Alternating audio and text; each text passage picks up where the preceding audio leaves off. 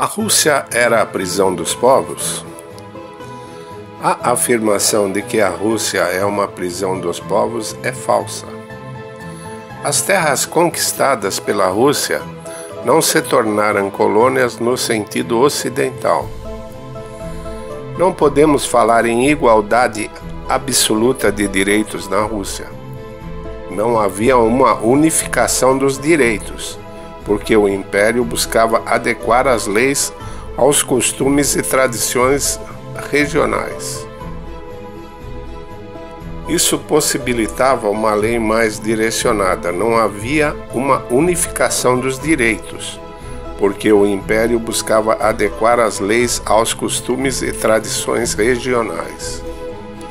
Os governos locais das terras conquistadas tinham grande autonomia, nada a ver com os impérios dos britânicos, franceses e holandeses.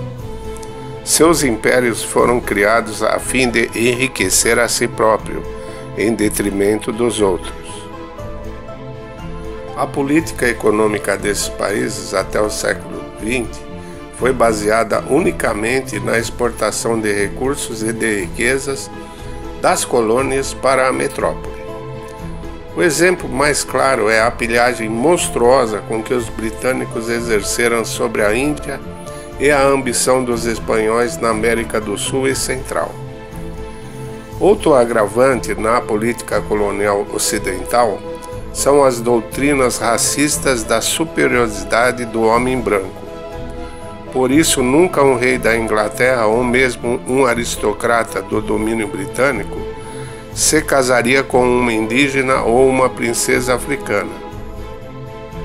Até mesmo os rajares indianos não tinham os mesmos direitos que os aristocratas ingleses, nem poderiam se eleger no parlamento, para sentar-se na Câmara dos Lordes e se tornarem membros do governo. A forma como os ingleses tratavam os hindus ou os chineses revela um abismo infinito entre os impérios coloniais ocidentais e o Estado russo. Os povos conquistados costumavam receber rapidamente todos os direitos da nobreza russa. A questão da raça nunca foi importante para os russos. Por exemplo, um tártaro batizado poderia alcançar qualquer cargo, como é o caso de Boris Godunov, o príncipe tártaro. E, de fato, quase um terço da aristocracia russa é de origem tártara. Também temos boa parte da aristocracia russa provenientes do Grão-Ducado da Lituânia, e em seguida uma grande mistura de sangue polonês. Isso não impediu o príncipe Czartoryski de ficar no trono russo. Desde o Cáucaso do Norte até os países da Ásia Central, todos tinham o direito à nobreza e ao governo local. Isso levou ao fato de muitos estrangeiros tornarem-se funcionários e oficiais do Império Russo, contribuindo para o desenvolvimento do país. Um deles foi Siokhan Valianov, um descendente do filho de Gengis Khan, que se tornou coronel e representante de sua província. Ele formou o corpo de cadetes de Omsk. Também não podemos esquecer que 60% do total da formação do exército de Ivan V não eram russos. Além disso, havia muitos oficiais europeus, especialistas militares, como era o caso de alemães, poloneses, holandeses e ingleses. As tropas tártaras de Ivan eram geralmente mais preparadas do que as russas. Os armênios, tártaros, uzbeques e comerciantes da Mongólia receberam os mesmos direitos que os russos. Os cidadãos da Ucrânia, dos países bálticos, no Cáucaso e na Sibéria, poderiam entrar nas corporações burguesas. Os camponeses dos povos conquistados também se tornaram iguais aos russos e poderiam possuir terras em qualquer área. O Império Russo nunca se considerou como um domínio estatal sobre os não-russos.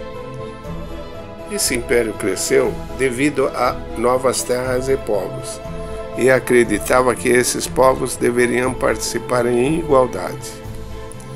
Os armênios e georgianos possuíam suas próprias unidades militares especiais, que estão na gestão operacional do Estado-Maior, mas foram recrutados na Geórgia, por meio de um juramento em georgiano, e entraram em batalha obedecendo às ordens do mesmo idioma georgiano sob suas próprias bandeiras. No censo de 1897, foi constatado que apenas 52,6% dos nobres hereditários tinham como língua materna o russo, enquanto 28,6% o polonês, 2,1% o alemão, 5,9% o georgiano, 5,3% o tártaro, 3,4% o lituano e letão, entre outros. Na estrutura de comando do exército no período de 1735 a 1739, 33 dos 79 generais e 28 coronéis eram estrangeiros. Em 1840, até 40% da composição dos altos funcionários não eram russos. Muitas vezes os estrangeiros não apenas estavam em pé de igualdade, como possuíam privilégios, pagavam menos impostos e não tinham recrutamento obrigatório. Outro erro é afirmar que a Rússia sufocava todas as manifestações culturais de nacionalidades não russas.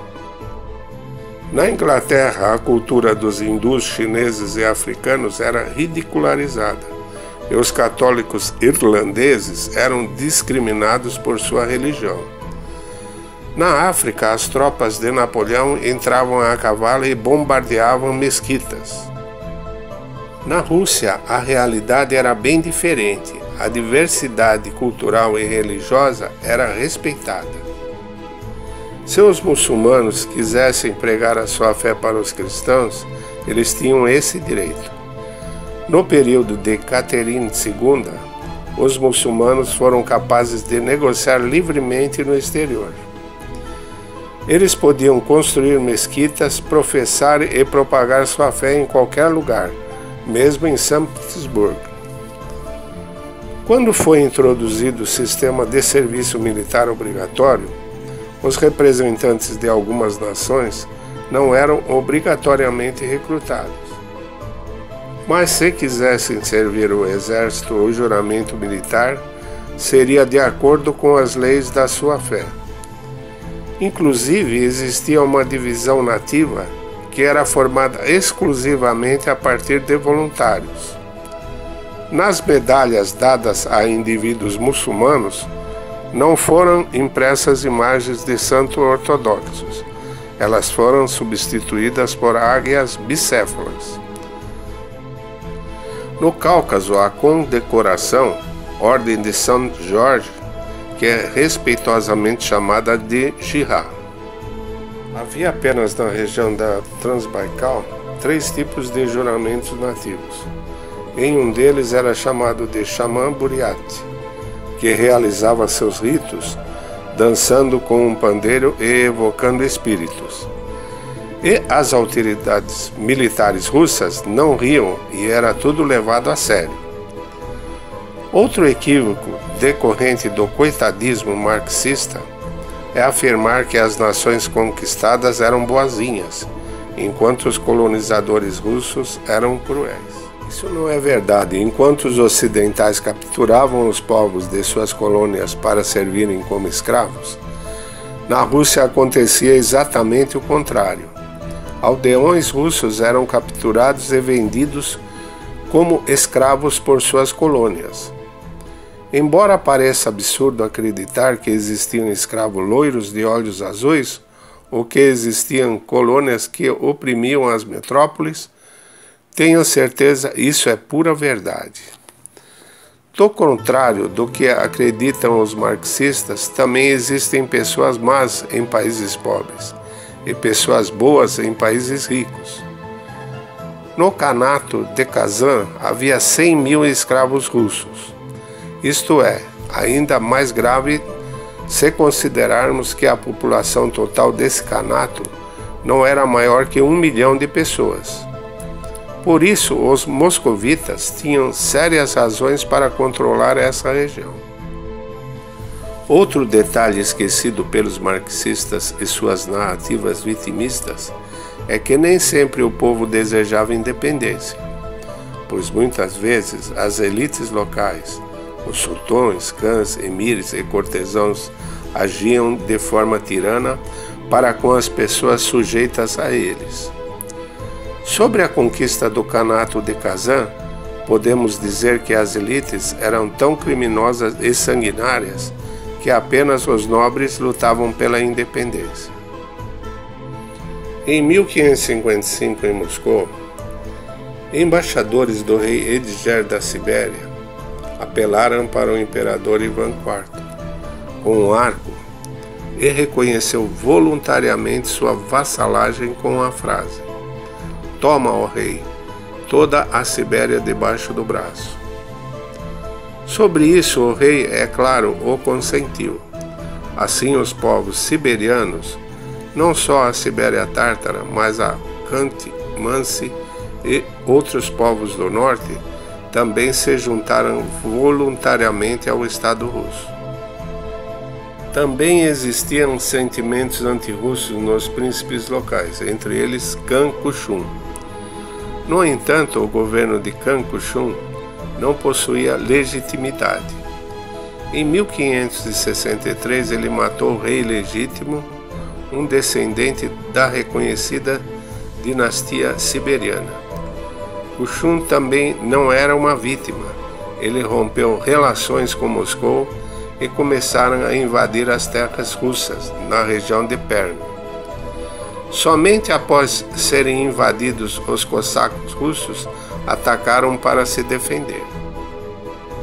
Em 1554, o rei de Astracan, Dervish Ali, assinou um acordo de união de Astracan com o Estado russo.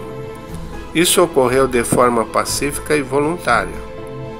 Astracan manteve a sua autonomia e eram, na verdade, vassalos de Moscou, típico do sistema medieval.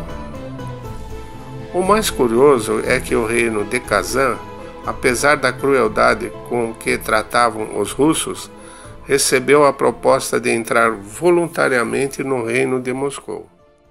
Eles se comprometeram a libertar todos os cristãos escravizados. Este governo tomou o juramento de fidelidade ao governador russo e realmente anunciou a entrada pacífica dos tártaros de Kazan no Estado russo.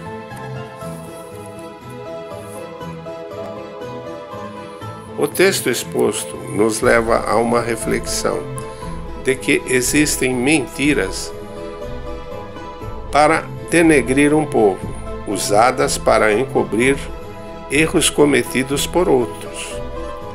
O que vocês podem dizer sobre este difícil tema? Deem sua opinião. Quer saber mais sobre a Rússia Imperial? Inscreva-se em nosso canal e ative as notificações. Não se esqueça do like. Até o próximo vídeo.